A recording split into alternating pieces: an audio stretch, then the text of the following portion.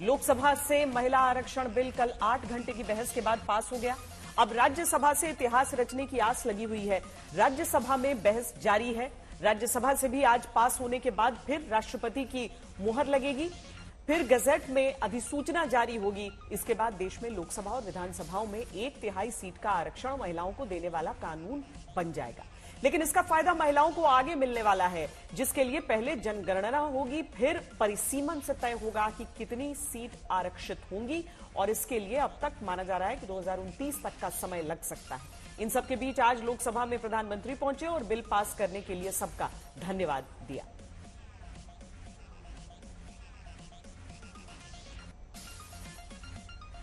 इस स्वर्णिम पल के हकदार इस सदन के सभी सदस्य हैं,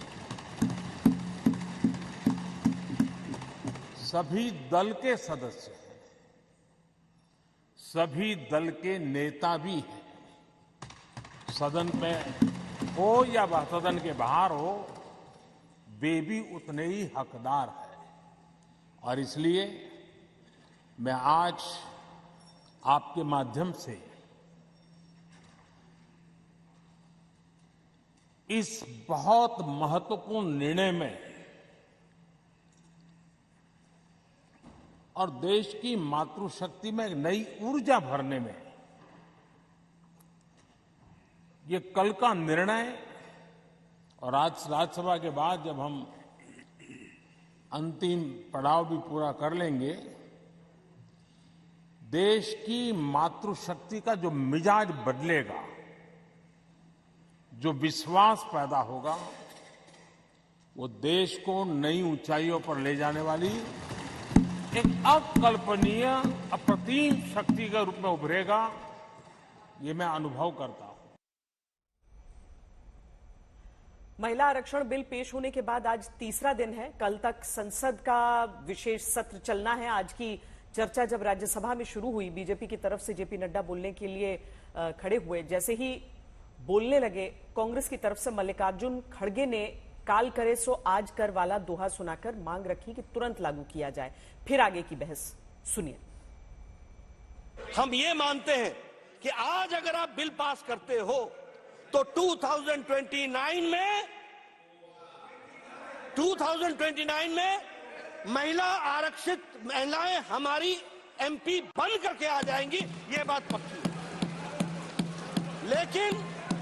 लेकिन अगर आप आज पास नहीं करते हो तो 2029 में भी नहीं आना, यह भी तय है। इसको भी हमको समझ लेना चाहिए। इसका अमेंडमेंट करने का कोई दिक्कत नहीं है।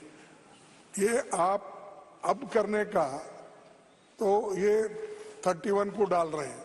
इसका मकसद क्या है कि बिल ऐसा ही चले। आज करो, और मैं एक कबीर का दुआ सुनाता हूँ, कल करने का आज करो, आज करने का अब करो, और फिर तो पल में प्रलय होगा तो फिर करेंगे कब?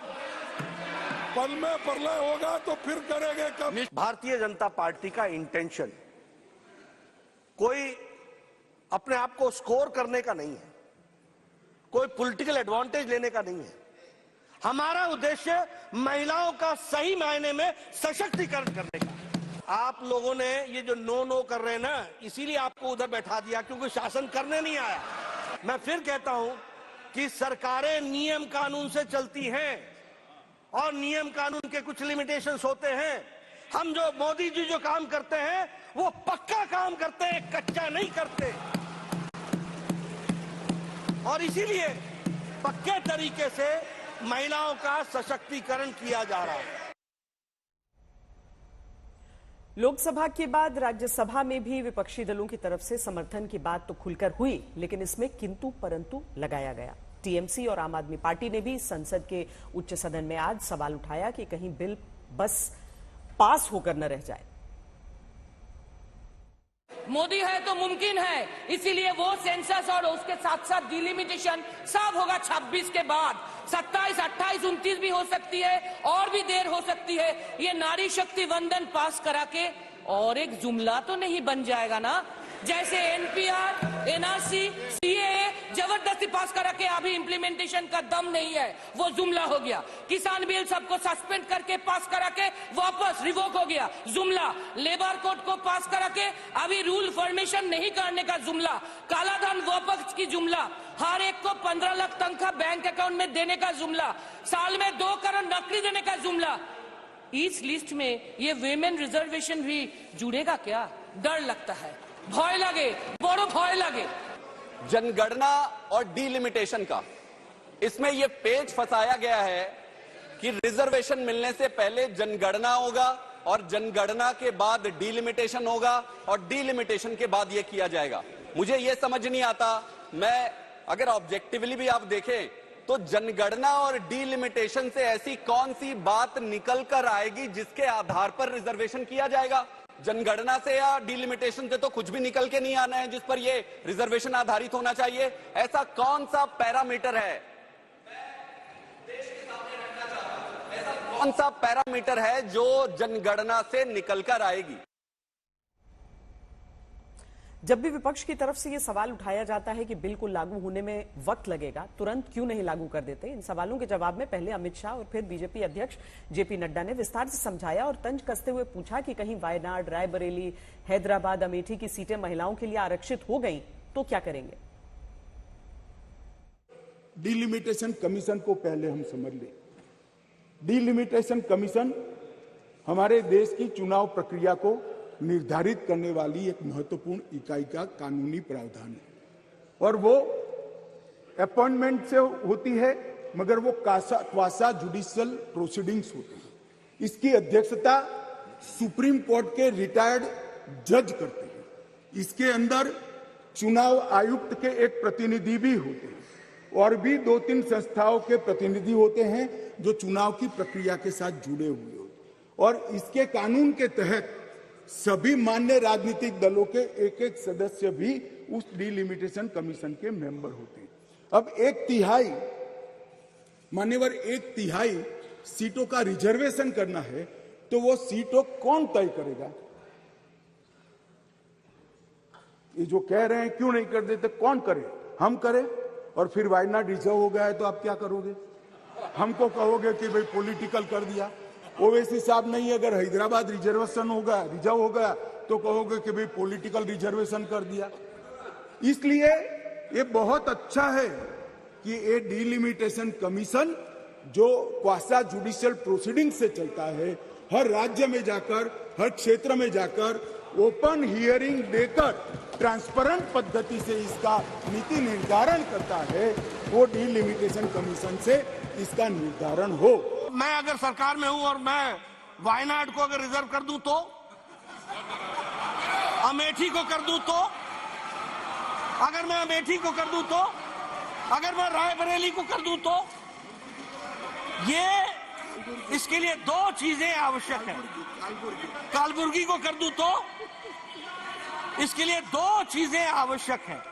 पहला कि सेंसस हो, जनसंख्या हमारे सामने आए और उसके साथ साथ फिर पब्लिक हियरिंग, क्वासा जुडिशियल बॉडी के माध्यम से पब्लिक हियरिंग हो, सीट्स निकाली जाए, नंबर निकाला जाए और उसको निकालने के बाद उसको आगे बढ़ाया जाए।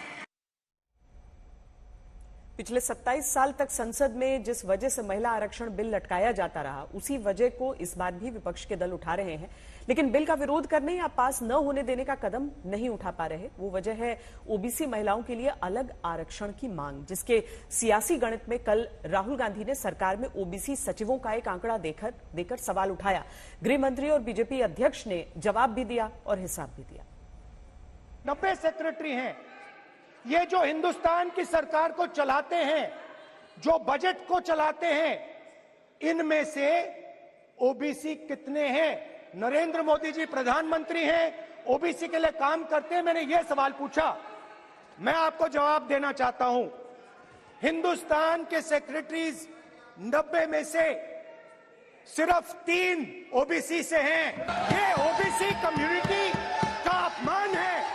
हमारे साथी सांसद अभी चले गए, उन्होंने कहा देश जो लोग चलाते हैं अब सब लोगों की अपनी अपनी समझ होती है। उन्होंने कहा कि देश जो लोग चलाते हैं उसमें सिर्फ 3 ओबीसी है। अब इनकी समझ है कि देश सेक्रेटरीज चलाते हैं, मेरी समझ है देश सरकार चलाती है।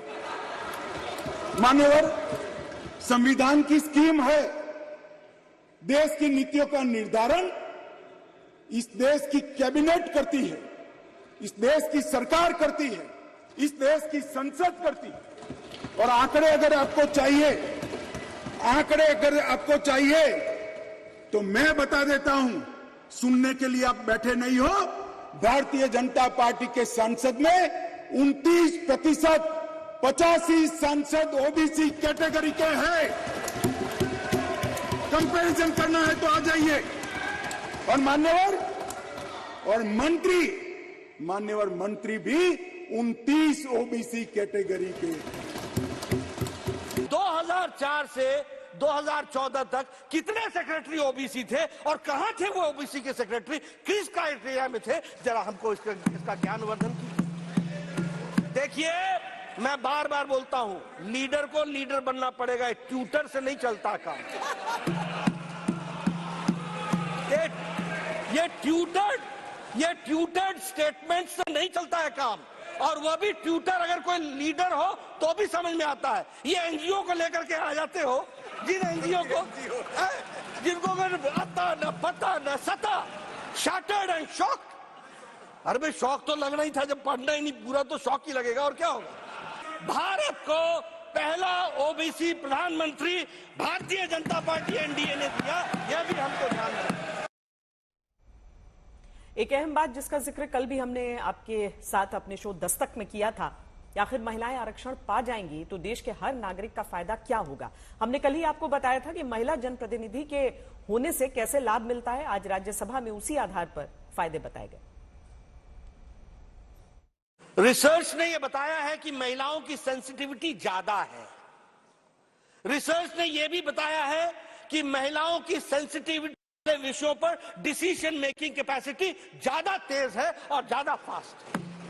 अब रिसर्च ये बताती है कि women are more accessible than men as a public representative.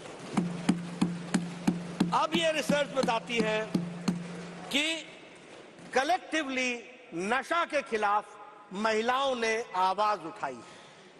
अब ये बताती है कि the corruption level is less where there are women representative. यह भी बात समझ करके मैं पुरुषों के खिलाफ नहीं बोल रहा हूं, इसको अन्यथा ना लीजिएगा। लेकिन जो रिसर्च की दृष्टि से अभी यूनाइटेड नेशंस की एक रिसर्च आई है, और यूनाइटेड नेशंस की रिसर्च ने यह कहा कि वाटर स्कैर्सिटी में काम करने में और वाटर स्कैर्सिटी को दूर करने में महिलाओं के नेतृत्व में 62% ज्यादा काम हुआ है इस तरीके की रिसर्च में। इसलिए उनकी कैपेसिटी, और आप तो जानते ही हैं कि महिलाएं घर चलाती हैं, इसलिए बजट का भी जितना उनको ज्ञान होता है और जितनी सेंसिटिविटी होती है वो हम सबको मालूम है, अपने घरों में भी हम सबने देखा। इसलिए उनकी capacity, decision making, financial sense, इसको हमको अप्रिशिएट करना चाहिए और उसको भी हमको ध्यान में रखना चाहिए।